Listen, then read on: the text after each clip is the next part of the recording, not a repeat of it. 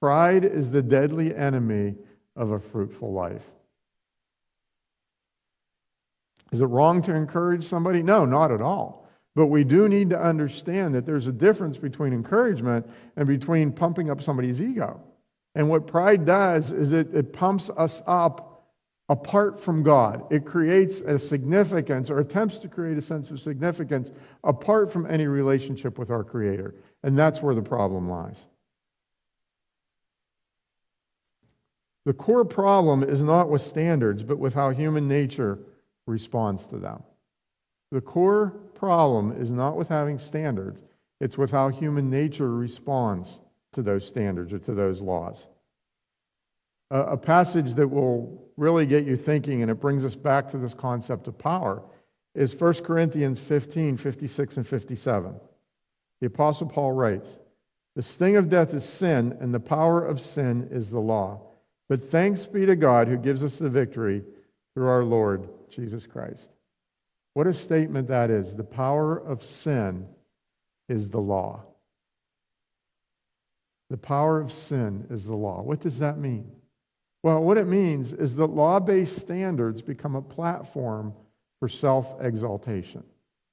That if there's some sort of a religious or moral standard, when I hit that standard, I begin to pat myself on the back. It's all about self-commendation.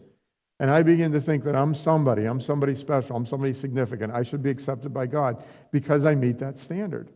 And so human nature uses those standards to elevate itself. And that's really where the issue lies.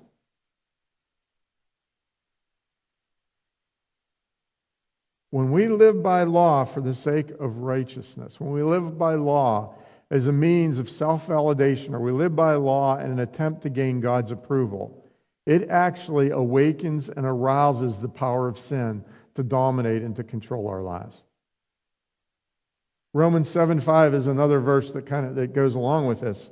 It says, "For while we were in the flesh, the sinful passions which were aroused by the law were at work in the members of our body to bear fruit for death." While we were in the flesh, the sinful passions which were aroused by the law were at work in the members of our body to bear fruit for death. So when we live by law as a means of righteousness or as a means of self-validation, it actually gives sin, it awakens sin, it gives it power, it gives it motivation.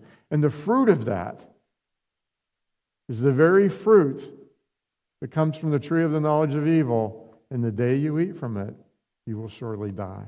Or in dying, you will die. Again, we have to emphasize that the problem is not with law, the problem is not with standards, the problem was with human nature and how human nature responds to law, how human nature responds to the standards.